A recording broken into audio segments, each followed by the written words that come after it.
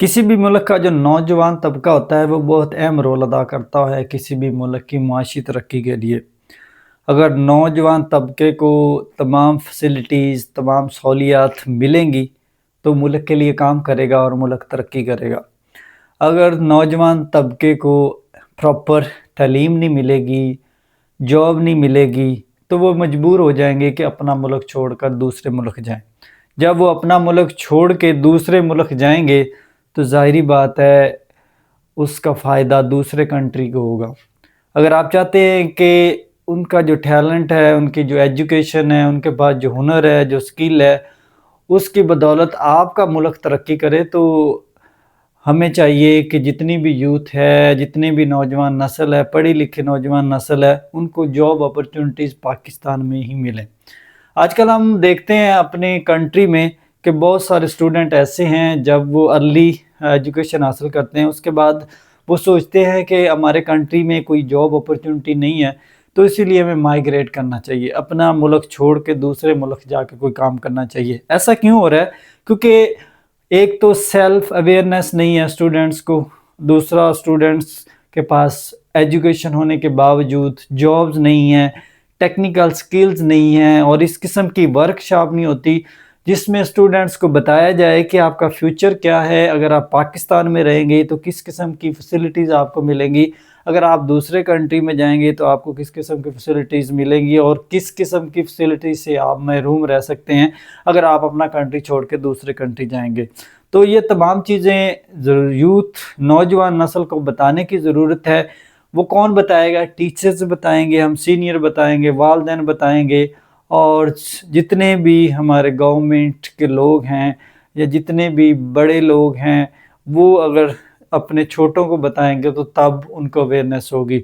जब एजुकेशन होने के बावजूद बच्चों को, बड़ों को और जो पढ़ा लिखा तबका है उसको जॉब नहीं मिलेगी तो ज़ाहिरी बात है वो मजबूर हो जाएंगे कि अपना कंट्री छोड़ के दूसरे कंट्री जाएं। तो इसीलिए तमाम के लिए जॉब अपॉर्चुनिटीज़ बहुत ज़रूरी हैं।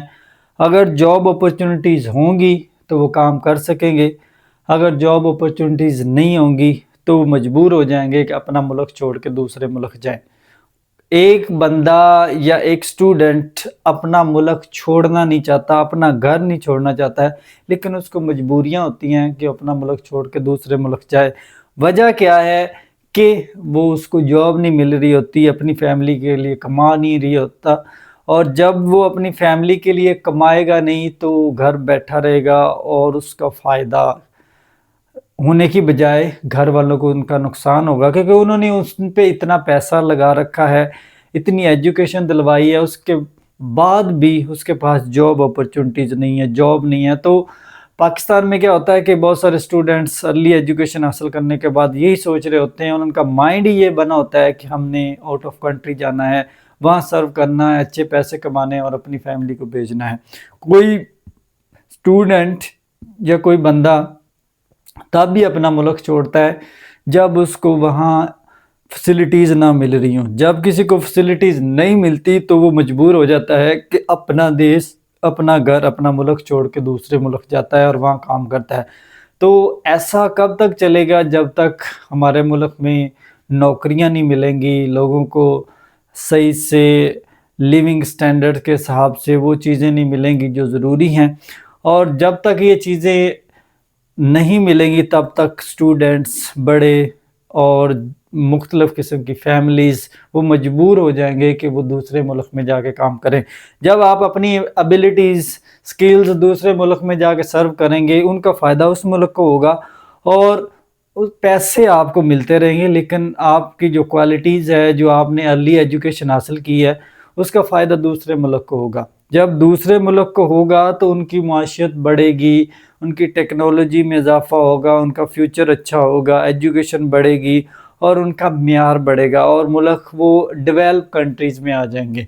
हमारे जैसे मुल्क अंडर डेवलप कंट्रीज़ में ही रहते हैं। वजह क्या है कि हम उनको जॉब अपॉर्चुनिटीज़ नहीं प्रोवाइड कर पाते, जो यंग नस्ल है जिनको ज़रूरत है और उन्होंने इतनी मुश्किलात बर्दाश्त करने के बावजूद भी उनको कोई रिसोर्स नहीं मिलता, कोई अर्निंग नहीं मिलती तो वो मजबूर हो जाते हैं कि اپنا کنٹری چھوڑ کے دوسرے کنٹری جا کے کام کریں۔ تو یوتھ کی ایجوکیشن، یوتھ کی جاب اپرچونٹیز، یوتھ کی اویئرنیس، یوتھ کے لیے ورکشاپ، یوتھ کو موٹیویشن لیکچرز، یہ تمام چیزیں دینے کی ضرورت ہے۔